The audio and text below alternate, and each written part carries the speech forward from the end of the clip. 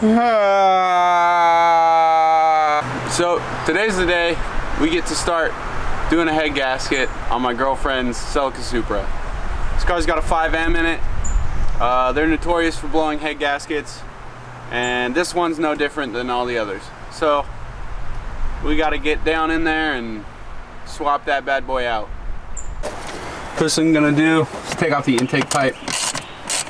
This thing is boogered.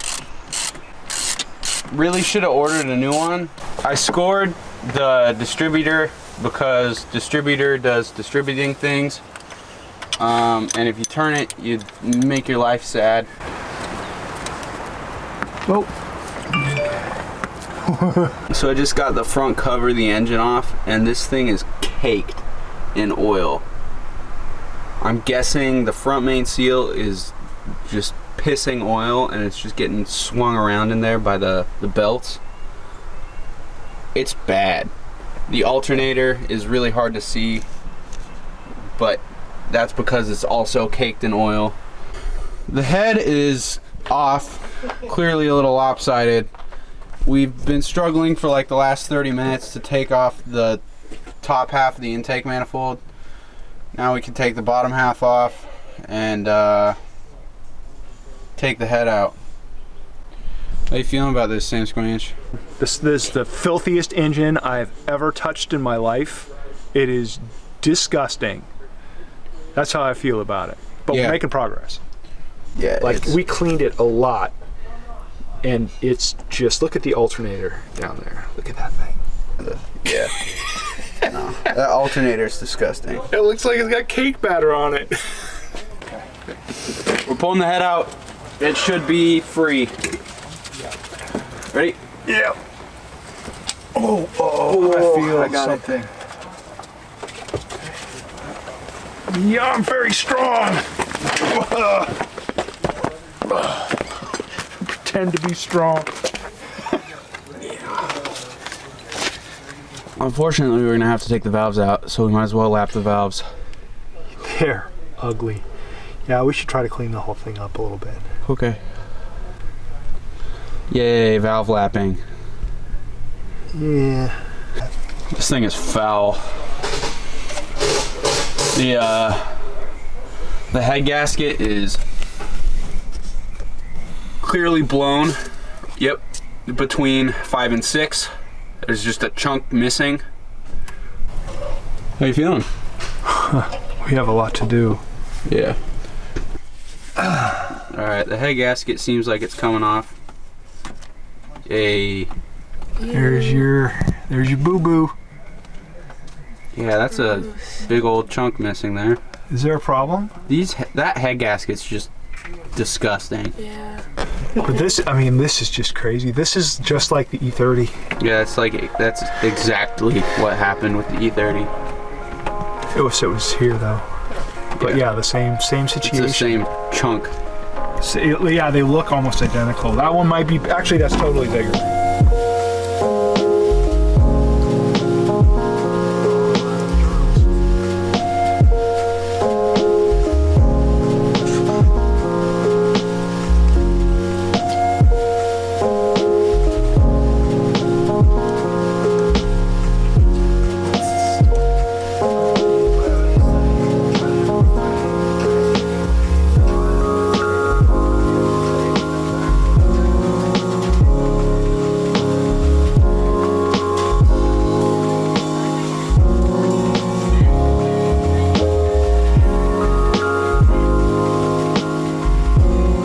So this is a PCV, a tube valve guy, and it goes on the back of the head, and it is completely coated in carbon.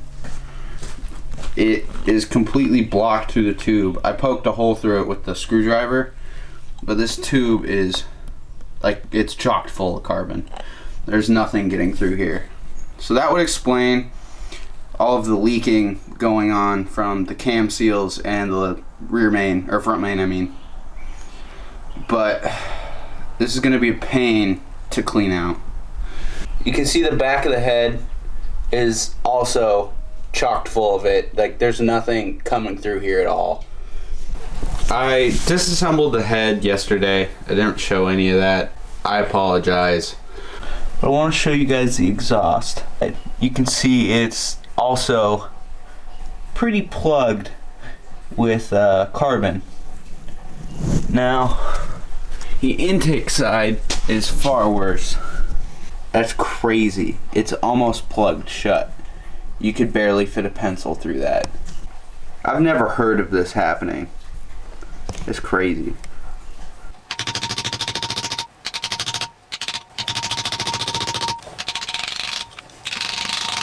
So I have some simple green right here. Sam Squinch recommended I just get a jug and dump the entire thing in a tub. Just dump all that in there. I don't know about it.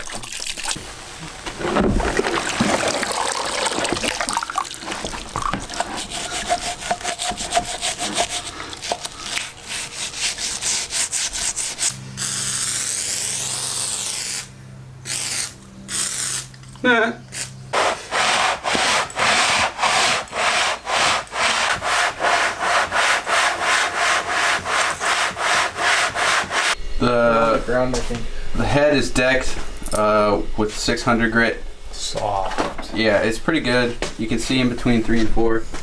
It's got a little bit of pitting, but there's not much we can do about that. Yeah, also the casting. Don't look at this. Casting had a little hole in it. So we think this thing thing has JB weld. Been machined a lot.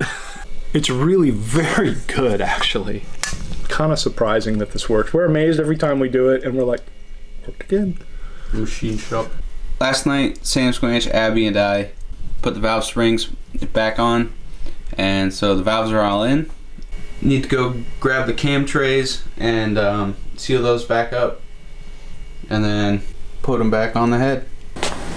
I decided to paint the valve covers for the 5M, and I'm gonna do a little sanding on the top so we have a nice little brushed finish. And yeah, I'm doing a bad job of filming this. Not fucking, you know when it hits something and it just kicks back? Yeah, no, that's I can't get it. So I never showed you guys the finished product of the valve covers. Here it is. Abby and I put the head together last night, torqued everything down, and Sam Squinch has been working on the inside of the engine bay for quite a while, handful of days, just trying to get it clean. It was disgusting in there. I went in and did the front main seal the other day. Getting that crankshaft bolt off was a pain in the ass, but we got it done. Things are pretty clean. I just wiped off the block, also cleaned off the bottom of the head. So everything's kind of ready to go together. Yeah. On 3. 1, 2, 3. Oh, why is metal so heavy?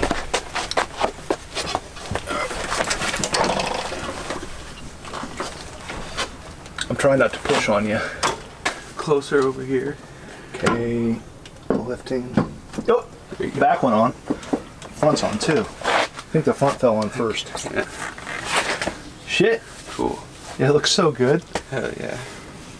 Yeah, so I spent the last couple of days all up in here, so it's nice and clean. Got a new alternator. Head looks really nice. I'm pretty happy with the valve covers.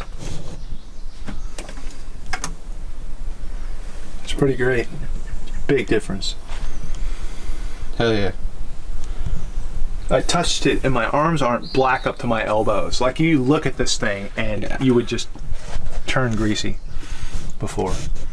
I mean, it's not perfect, but it's very, very, very reasonable. Yeah.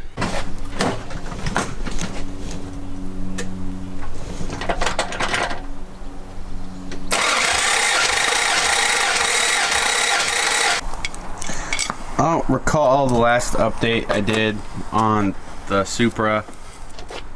It may have been before the head was even on the engine, but it's now on the car. Everything's plugged in more or less. Sam Squinch and I were doing a little bit of a compression test, And so far, everything's looking pretty good. We started the car once and it sounded pretty bad. Still misfiring, but we're switching out plugs right now and maybe that'll help us out. Yep. Numbers look good. So about 170 to about 185 were all the compression numbers. That's good. Nice range.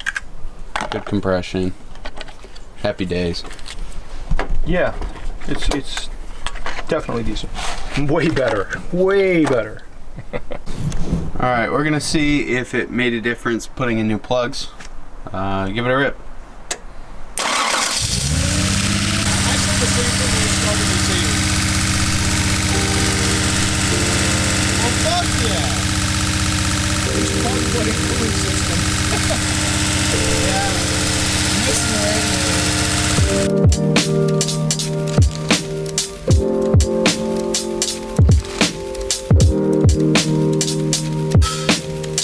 The Celica is done. We got it legal yesterday, which is sick. It took about 4 tries. For a car that was made in 1984, this thing is like a dream to drive. It's super smooth. It goes straight down the road. The trans feels great. It runs like a top. I think in the last clip when we started it, just after changing the spark plugs, it still had a little bit of a misfire, and it ended up being a loose injector wire. Sam Squinch hot glued the trim back on, and it's sticking, and it looks amazing. So for now, we're not gonna mess with the trim, but if it starts causing problems, we're just gonna delete the trim all down the side of the car because that looks sick. A little bit of a story here. Abby and I started installing the door cards, the new door cards she just bought. And I didn't think about this at all when she ordered them, but they made manual windows and electric windows. Well, these door cards are for manual windows, and this car had electric windows. So that was a little bit of an issue. And so we ended up putting the switches down here in the little side cubby. And it actually works pretty well. They are backwards, but don't worry about it. The other one over there is like in here. So you flip this down and then you just toggle the switch and roll your window up or down. These door cards are sick. Yeah, Abby, she's got the Wookiee interior going right now. Anyway.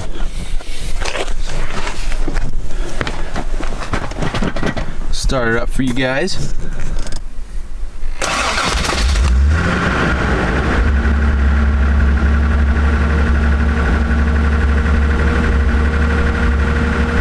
It idles pretty high when you start it. It comes down to like 800 after it gets warm.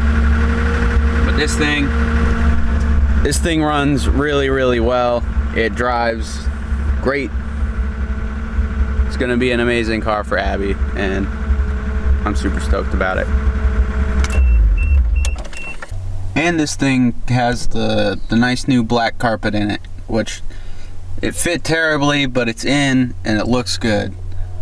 So I'm happy with it, but I wouldn't buy it again. I'm stoked about the car. I hope you guys enjoyed this video. We'll see you in the next one.